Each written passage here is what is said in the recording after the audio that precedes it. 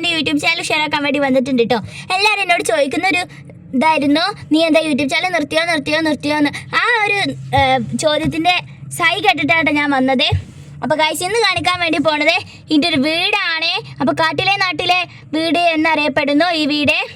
അപ്പോൾ ഗൈസ് നമ്മൾ പോയിക്കൊണ്ടിരിക്കുകയാണ്.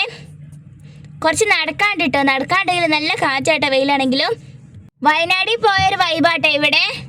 അപ്പോൾ ഗൈസ് പോവാണേ നമ്മൾ പോവാണേ. എൻ്റെ വീട് കാണാനാണ് നിങ്ങൾ പോവാണേ. അപ്പോൾ ഗൈസ് പോവാണ്. അപ്പോൾ നടക്കാൻ കുറച്ചുണ്ട് കേട്ടോ.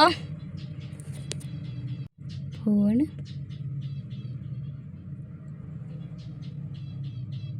ഗൈസ് ഈ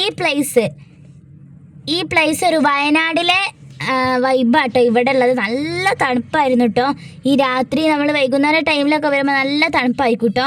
അപ്പോൾ ഗൈസ് ഈ ഒരു പ്ലേസ് വയനാട്ടിൽ പോകുന്നൊരു വൈബാട്ടോ.